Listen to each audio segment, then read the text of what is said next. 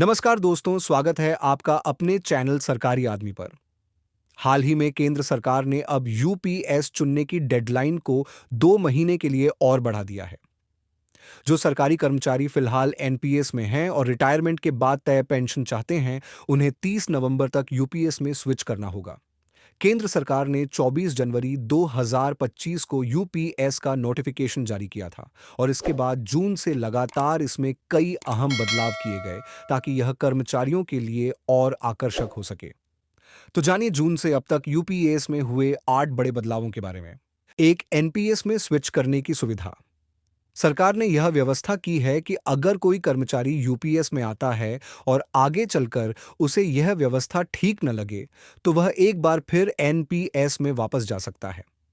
यह सुविधा केवल एक बार दी जाएगी और पूरे सेवा काल में दोबारा मौका नहीं मिलेगा। इस बदलाव से कर्मचारियों को विकल्प खुला रखने की लचीलापन मिलता है। दूसरे सेवा के दौरान मृत्यु या विकलांगता पर सुरक्षा। अगर किसी कर्मचारी की नौकरी के दौरान मृत्यु हो जाती है या वह विकलांग या अमान्य घोषित हो जाता है, तो उसके परिवार को वित्तीय सुरक्षा दी जाएगी। इस स्थिति में लाभ सीसीएस पेंशन रूल्स या फिर पीएफआरडीए नियमों के अनुसार मिलेंगे। इससे कर्मचारियों को यह भरोसा रहेगा कि उनके परिवार की देखभाल हो सकेगी। 3. लंबित मामलों में भी लाभ। अगर किसी कर्मचारी की रिटायरमेंट के समय विभागीय या न्यायिक कार्यवाही लंबित है, तो भी उसे यूपीएस के फायदे मिलेंगे।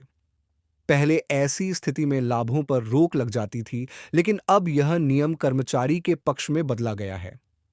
इससे कर्मचारी को अनिश्चितता की स्थिति से बचने में मदद मिलेगी। 4. टैक्स में राहत। इनकम टैक्स एक्ट 2025 के तहत यूपीएस सब्सक्राइबर्स को खास टैक्स छूट दी गई है।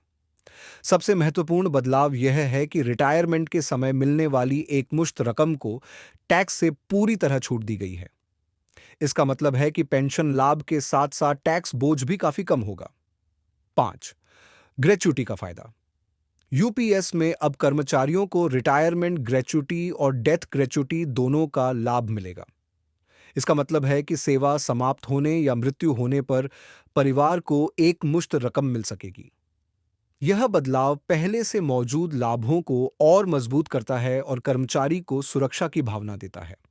6. वॉलंटरी रिटायरमेंट पर पेंशन। यूपीएस में यह व्यवस्था की गई है कि अगर कोई कर्मचारी 20 साल की क्वालिफाइंग सर्विस पूरी करने के बाद स्वैच्छिक रिटायरमेंट लेता है, तो उसे प्रा-राटा यानी अनुपात के हिसाब से तय पेंशन मिलेगी। यह बदलाव उन कर्मचारियों के लिए राहत है जो जल्दी नौकरी छोड़ना चाहते हैं। इससे उन्हें रिटायरमेंट के बाद भी आय का भरोसा मिलेगा। 7. पीएसयू या स्वायत्त निकाय में भी मान्य। अगर कोई कर्मचारी अपनी सेवा अवधि के दौरान किसी पब्लिक सेक्टर कंपनी, पीएसयू या स्वायत्त निकाय में ऑब्जर्व हो जाता है, तो भी उसे यूपीएस का लाभ मिलता रहेगा।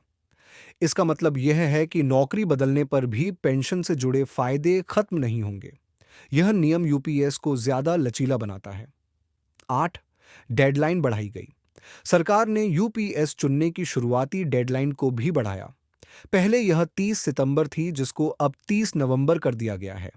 इतना ही नहीं, जो कर्मचारी 1 अप्रैल 2025 से 31 अगस्त 2025 के बीच सरकारी सेवा में शामिल हुए हैं, वे भी अब यूपीएस में स्विच कर सकते हैं। इस बदलाव से नए कर्मचारियों को भी योजना का फायदा लेने का मौका मिला है।